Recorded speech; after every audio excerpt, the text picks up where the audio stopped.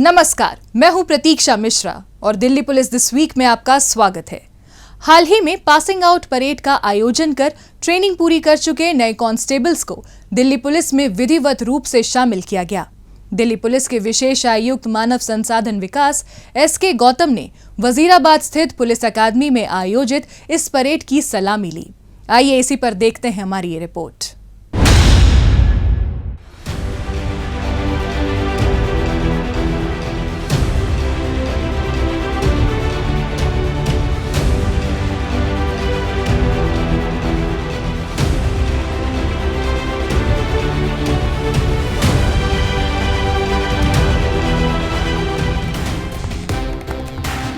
अपने कर्मियों की ट्रेनिंग पर दिल्ली पुलिस द्वारा काफी जोर दिया जाता है। पुलिसकर्मी किसी भी परिस्थिति से सफलतापूर्वक निपट सके, इसके लिए उन्हें लगभग 1 साल की कठिन ट्रेनिंग दिलाई जाती है। ट्रेनिंग के दौरान प्रशिक्षुओं को पुलिसिंग से संबंधित हर एक पहलू के बारे में विस्तृत जानकारी दी जाती है। कठोर और व्यापक प्रशिक्षण प्राप्त कर चुके दिल्ली पुलिस के 27वें बैच के ऐसे ही कांस्टेबल ड्राइवर और 121वें बैच के कांस्टेबल एग्जीक्यूटिव की भव्य पासिंग आउट परेड का आयोजन किया गया। वजीराबाद स्थित पुलिस अकादमी में आयोजित इस शानदार परेड के दौरान विशेष पुलिस आयुक्त मानव संसाधन विकास SK गौतम ने नए भर्ती कांस्टेबल्स की मार्चिंग टुकड़ी की सलामी ली। इस अवसर पर दिल्ली पुलिस के वरिष्ठ अधिकारियों समेत अन्य गणमान्य अतिथि भी मौजूद थे। आज मैं आप सभी का दिल्ली पुलिस परिवार में विधिवत शामिल होने पर स्वागत करता हूं।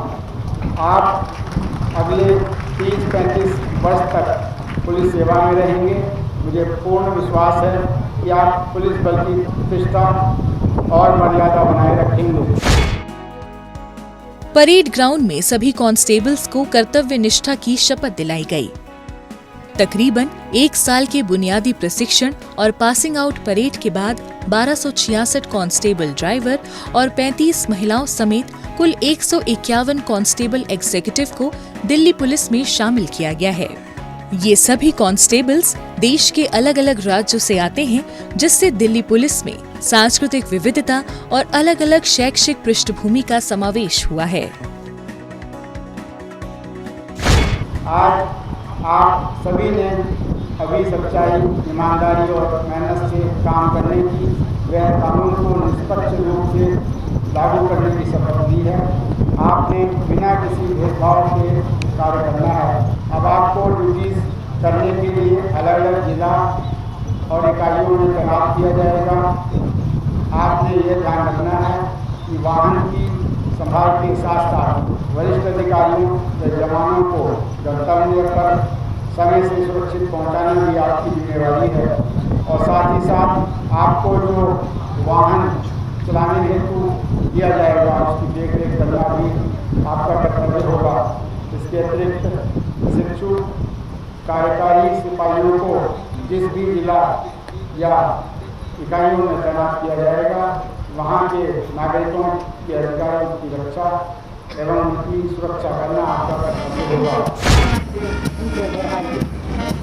इन सभी कांस्टेबल्स को नए आपराधिक कानून व पुलिस प्रक्रियाओं जैसे संगठन, प्रशासन, computer science, cyber crime, police व्यवहार और जांच जैसे महत्वपूर्ण विषयों के बारे में विस्तार से प्रशिक्षण दिया गया है।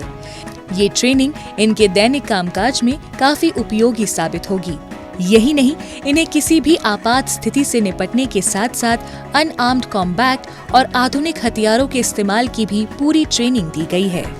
शरीर को चुस्त दुरुस्त रखने के लिए इन्हें खेलकूद और व्यायाम का भी प्रशिक्षण प्रदान किया गया है।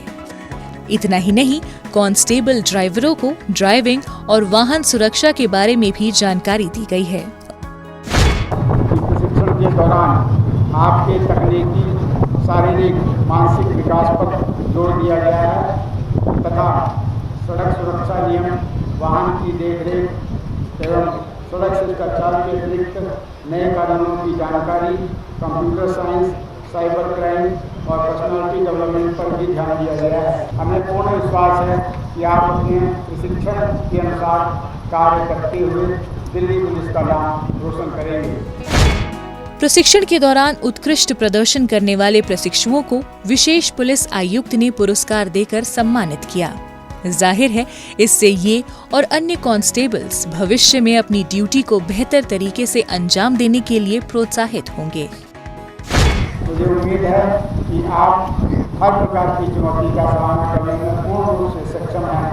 मुझे विश्वास है कि आप अपनी शपथ के अनुरूप ही अपने कर्तव्यों का पालन करेंगे और आने वाली सभी चुनौतियों का साहसपूर्वक सामना करते हुए इसी प्रकार दिल्ली पुलिस को देश की सर्वश्रेष्ठ पुलिस बनाए रखने में अपना पूर्ण योगदान देंगे।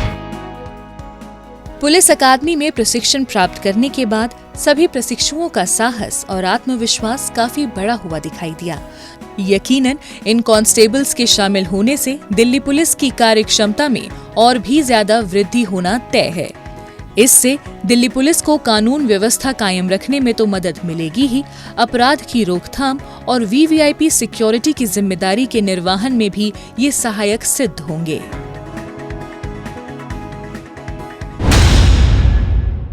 अपराधियों को पकड़ने में जनता भी अपना सहयोग दे सकती है।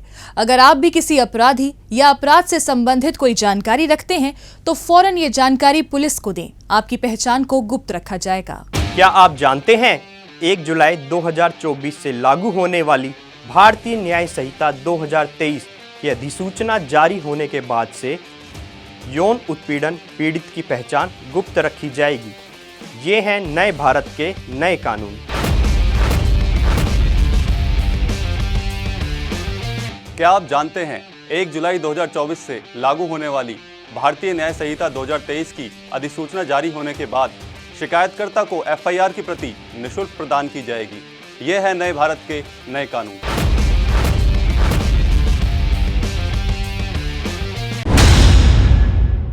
अब पेश है दिल्ली पुलिस के पिछले हफ्ते के एक्शन की कहानी आंकड़ों की जुबानी।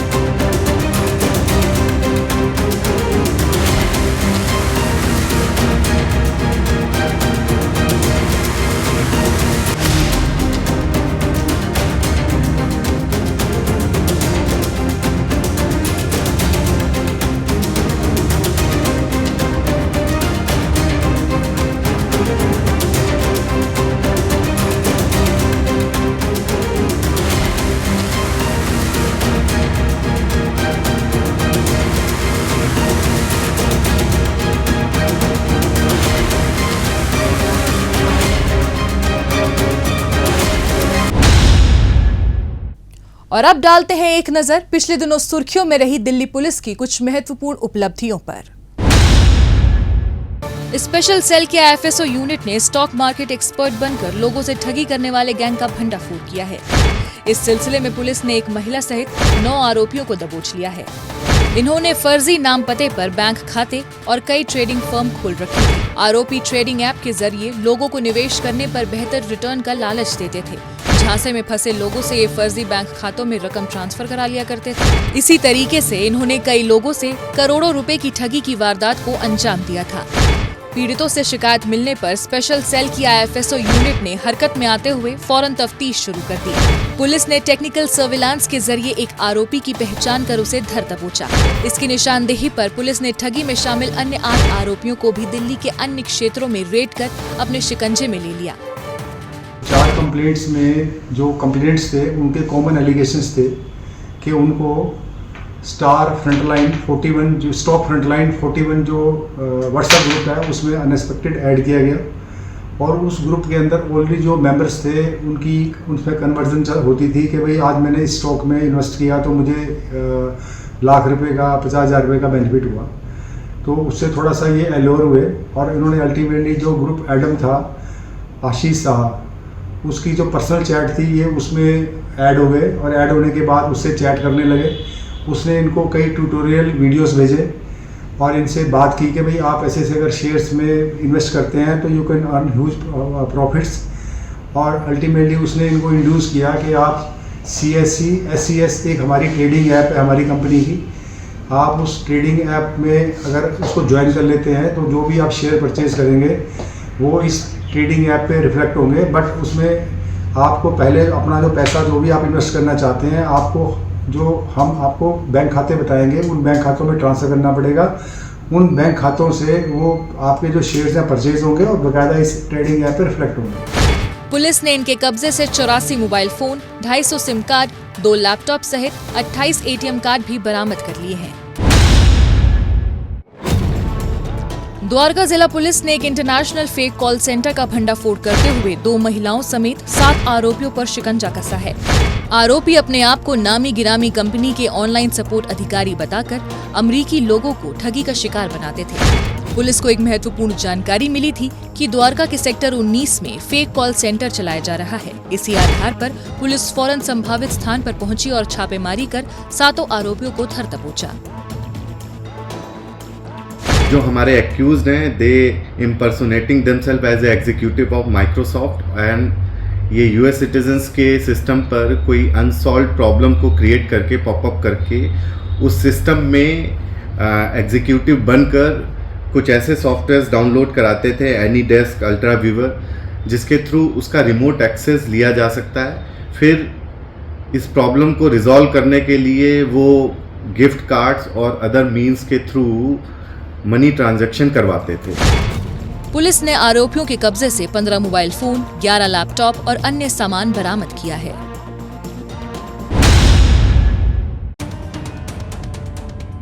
रोहिणी जिला पुलिस ने एक शख्स के ब्लाइंड मर्डर की गुत्थी को महज 12 घंटे में सुलझा लिया है। इस सिलसिले में पुलिस ने हत्या के आरोपी मनीष को गिरफ्तार किया। उत्तर रोहिणी पुलिस थाने में PCR कॉल के जरिए सूचना मिली थी कि रोहिणी सेक्टर 8 मार्केट में एक संदिग्ध व्यक्ति का शव पड़ा हुआ है। मामले की गंभीरता को देखते हुए पुलिस फौरन वहां पहुंची और शव को कब्जे में लेकर मामले की छानबीन शुरू कर दी। छानबीन के दौरान पुलिस ने घटनास्थल के नजदीक लगे सैकड़ों CCTV कैमरे खंगाले, जिसमें से एक CCTV कैमरे की तस्वीरों में आरोपी पीड़ित पर चाकू से हमला करते हुए दिखाई दिया। इसके बाद पुलिस ने टेक्निकल सर्विलांस के जरिए आरोपी की लोकेशन का पता लगाकर उसे गिरफ्तार कर लिया।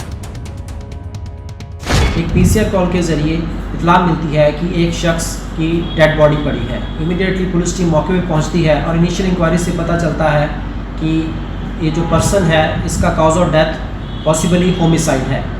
और इमीडिएटली हमने बॉडी को पोस्टमार्टम के लिए हॉस्पिटल शिफ्ट किया और मृतक की पहचान के लिए मल्टीपल टीम्स बनाई गई। तो हमारी इंक्वायरी में ये सामने आया कि मरने वाले का नाम शंकर था, जो एक वैगाबॉन्ड था और काफ़ी टाइम से मार्केट में वहीं पे वो रहता था और ऑड जॉब्स करता था। मामले की गंभीरता को देखते हुए हमने इसमें इमीडिएटली रेलेवेंट सेक्शन में केस रजिस्टर किया और मल्टीपल टीम्स बनाई गई। इसमें एक बड़ी कामयाबी हासिल करते हुए हमने विदिन 12 आवर्स में जो अलेज्ड पर्सन था मनीष एलियस मोनू, जो कि उसी मार्केट में सिक्योरिटी गार्ड के तौर पे काम करता है, उसको हमने अरेस्ट कर लिया है।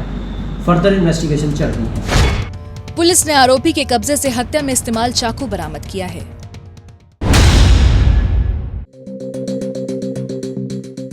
दिल्ली पुलिस की क्राइम ब्रांच ने मकौका केस में फरार चल रहे घोषित भगौड़े विजय सिंह राणा को गिरफ्तार किया है। आरोपी चीनू मिट्ठू गैंग का मुख्य सदस्य है। गैंगस्टर चीनू और मिट्ठू दोनों जेल में बंद हैं। इनके इशारे पर विजय और गैंग के अन्य साथी दक्षिण पूर्वी जिले में हिंसक वारदातों और जबरन उगाही के धंधे को अंजाम देते हैं। वर्ष 2023 में विजय राणा के काले कारनामों की भनक लाजपत नगर के ACP जय नारायण भारद्वाज को लगी, तो उनकी शिकायत पर सनलाइट कॉलोनी पुलिस स्टेशन में मामला दर्ज किया गया। इसके बाद विजय फरार हो गया था। कोर्ट ने भी इसे भगौड़ा करार दे दिया था। इसकी तलाश में जुटी पुलिस को मुखबिर से सूचना मिली कि विजय लाजपत नगर के नेहरू विहार में अपनी मां से मिलने के लिए आने वाला है। इसी आधार पर क्राइम ब्रांच ने वहां जाल बिछाया और इसे धर दबोचा।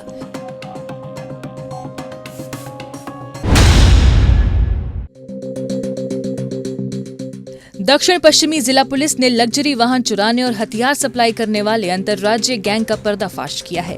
इस सिलसिले में पुलिस ने 3 आरोपी अशरफ सुल्तान, सागर और कुलदीप को गिरफ्तार किया है। ये तीनों वाहन चुराने से पहले पूरी तरह से रैकी करते थे। उसके बाद कारें चोरी कर झारखंड और बिहार के रिसीवरों को बेच दिया करते थे। इन राज्यों से ये हथियार लेकर दिल्ली एनसीआर में सप्लाई करने के धंधे को अंजाम देते थे। दक्षिण पश्चिमी जिले में हुई ऑटो लिफ्टिंग की वारदातों को सुलझाने के लिए पुलिस टीम ने सीसीटीवी फुटेज और अपने गुप्तचरों के जरिए इनकी पहचान कर इन्हें दिल्ली के अलग अलग इलाकों में दबिश के बाद दबोच लिया। पुलिस ने इनकी निशानदेही पर चोरी की गई 4 कारें, 1 स्कूटी, 2 पिस्टल समेत 4 जिंदा कारतूस भी बरामद कर लिए हैं।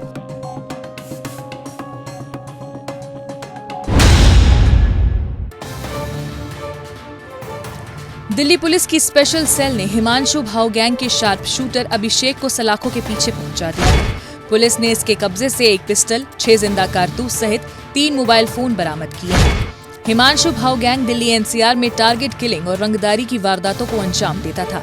रंगदारी न देने वाले व्यापारियों के घर और दफ्तर पर गैंग के सदस्य ताबड़तोड़ गोलियां बरसा देते थे। तिलक नगर इलाके में एक कार शोरूम पर रंगदारी के लिए की गई फायरिंग के मामले में अभिषेक शामिल था। तभी से पुलिस बड़ी सरगर्मी से इसकी तलाश में जुटी थी। इसी बीच पुलिस को गुप्त सूचना मिली कि अभिषेक विजय विहार इलाके में एक घर में मौजूद है। फौरन पुलिस ने वहां रेड की और एक मुठभेड़ के बाद उसे दबोच लिया।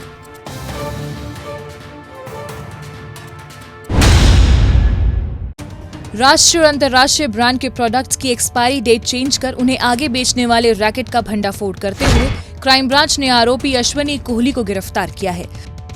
आरोपी महाराष्ट्र के भिवंडी और पुणे के स्क्रैप डीलरों से एक्सपायर हो चुके खाने पीने का सामान और कॉस्मेटिक्स ले लिया करता था। फिर ये दिल्ली लाकर उनकी एक्सपायरी डेट चेंज कर आगे बेच दिया करता था। लेकिन इससे पहले कि इसका धंधा ज्यादा दिनों तक चल पाता, क्राइम ब्रांच को मोती बाग और शास्त्री पार्क इलाके में चलाए जा रहे इस धंधे की भनक लग गई। फौरन क्राइम ब्रांच की एक टीम ने वहां स्थित गोदाम पर रेड की और अश्वनी कोहली को दबोच लिया। पुलिस ने इसकी निशानदेही पर दिल्ली के अलग अलग इलाकों में बनाए गए गोदाम पर दबिश देकर डेट चेंज करने में इस्तेमाल मशीनें और एक्सपायर हो चुके प्रोडक्ट्स भी बरामद कर लिए हैं।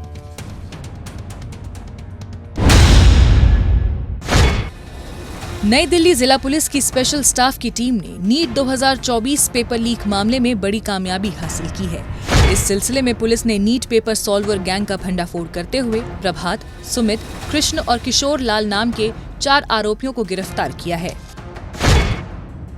गिरफ्तार किए गए आरोपियों में 2 आरोपी एमबीबीएस की पढ़ाई कर रहे हैं। नीट परीक्षा के दौरान नई दिल्ली स्थित एक स्कूल में बायोमेट्रिक डेटा मैच न होने पर पुलिस ने सुमित और कृष्ण को गिरफ्तार किया था। इसके बाद पुलिस ने आरोपियों के खिलाफ मामला दर्ज कर जांच पड़ताल करते हुए दिल्ली और यूपी सहित देश के अलग अलग राज्यों में ताबड़तोड़ छापेमारी की। इसी बीच पुलिस को गुप्त सूचना मिली कि पेपर सॉल्वर गैंग के 2 सदस्य प्रभात और किशोर नोएडा के एक होटल में मौजूद हैं। इसी आधार पर पुलिस टीम ने बिना समय गंवाए वहां दबिश दी और इन्हें गिरफ्तार कर लिया। पुलिस ने आरोपियों के कब्जे से 4 मोबाइल फोन और एक कार भी बरामद की है।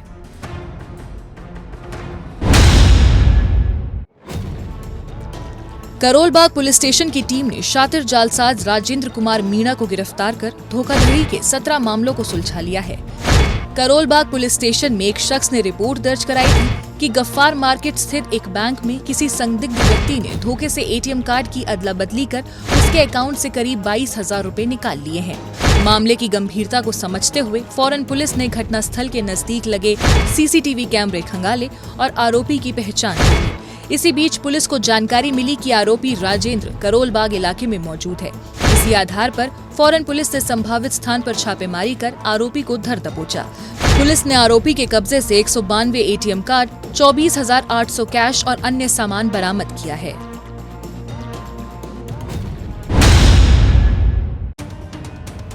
बाहरी उत्तरी जिले की एंटी नार्कोटिक्स सेल ने मादक पदार्थ तस्करी के आरोप में 2 महिलाओं को गिरफ्तार किया है। पुलिस को स्वरूप नगर इलाके में मादक पदार्थ तस्करी को लेकर गुप्त सूचना मिली थी। इसके बाद मामले की छानबीन करते हुए पुलिस ने बुराड़ी स्थित इंद्रप्रस्थ कॉलोनी में ट्रैप लगाया और मादक पदार्थ तस्करी में शामिल एक महिला आरोपी को गिरफ्तार कर लिया।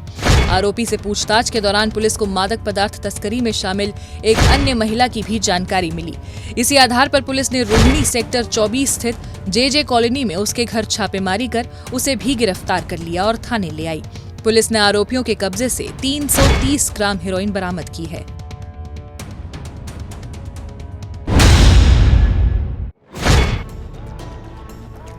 दिल्ली पुलिस की क्राइम ब्रांच ने लोगों से ठगी करने वाले गैंग का भंडाफोड़ किया है। इस सिलसिले में पुलिस ने 3 आरोपी प्रशांत राय, दशरथ और राम भज को दबोचा है। आरोपी लोगों को कॉल कर पैसे निवेश करने पर बहुत ही कम समय में उनके पैसे डबल करने का झांसा देते थे। लोगों से रुपए मिलने के बाद ये उनसे संपर्क खत्म कर देते थे। इस तरीके से इन्होंने पश्चिम बिहार इलाके में रहने वाले एक शख्स से 20 लाख रुपए की ठगी की थी। इसी के मद्देनजर मिली शिकायत पर कार्रवाई करते हुए क्राइम ब्रांच तफ्तीश में लगी थी।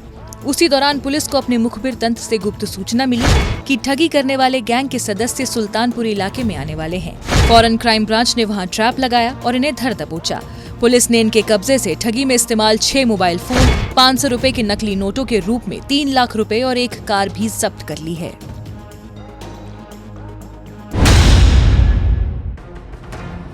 दक्षिण पश्चिमी जिला पुलिस ने एक शातिर वाहन चोर विकास और उससे चोरी के वाहन खरीदने वाले महेंद्र और रोशन नाम के 2 रिसीवर्स को गिरफ्तार किया है।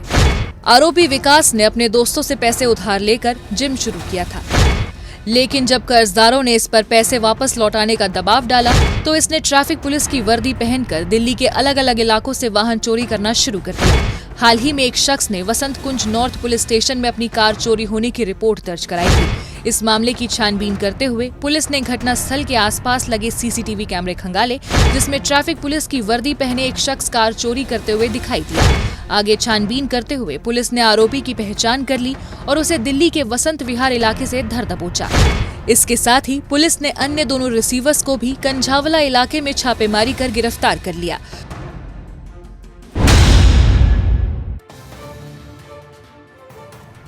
रोहिणी जिला पुलिस ने अवैध शराब तस्करी के आरोप में ईश्वर चंद और राहुल नाम के 2 शख्स को गिरफ्तार किया है। दिल्ली के अमन विहार इलाके में पेट्रोलिंग के दौरान पुलिस को एक संदिग्ध टेम्पो दिखाई दिया, जिसमें 2 व्यक्ति मौजूद थे। पुलिस ने जब उस टेम्पो को रुकने का इशारा किया तो टेम्पो ड्राइवर ने स्पीड तेज कर भागने की कोशिश की, लेकिन पुलिस ने उनकी कोशिश को नाकाम करते हुए उन्हें दबोच लिया। पुलिस ने आरोपियों के कब्जे से अवैध शराब के 4000 से ज्यादा क्वार्टर बरामद किए हैं।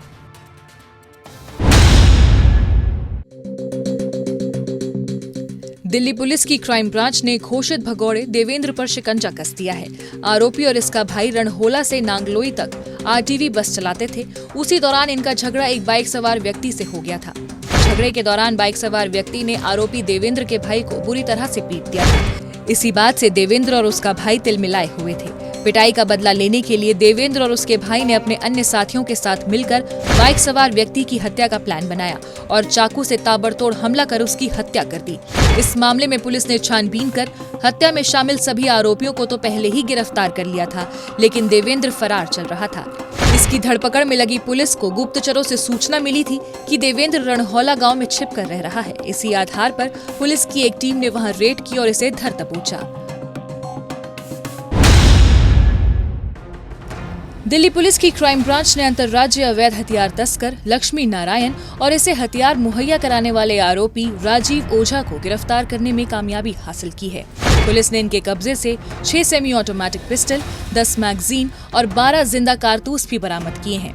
आरोपी लक्ष्मी नारायण दिल्ली में ही रहता था, लेकिन कोरोना महामारी के दौरान ये मध्य प्रदेश चला गया, जहां इसकी मुलाकात भिंड में रहने वाले राजीव ओझा से हुई। राजीव इसे मध्य प्रदेश के खारगौन से अवैध हथियार लाकर देता था, जिन्हें लक्ष्मी नारायण आगे दिल्ली एनसीआर में सप्लाई किया करता था। एक रोज जब आरोपी लक्ष्मी नारायण हथियारों की खेप लेकर सराय कालेखां इलाके में आया तो क्राइम ब्रांच को इसकी भनक लग गई। इस पर फौरन एक पुलिस टीम ने वहां जाल बिछाया और इसे गिरफ्तार कर लिया। इससे की गई पूछताछ के आधार पर पुलिस ने मध्य प्रदेश के डबरा से राजीव ओझा को भी धर दबोचा और उसे दिल्ली ले आई।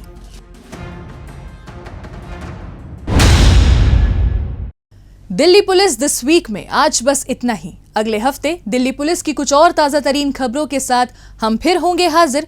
लेकिन आपको हमारा ये कार्यक्रम कैसा लगा, कमेंट बॉक्स में अपनी राय लिखकर हमें जरूर बताएं। नमस्कार।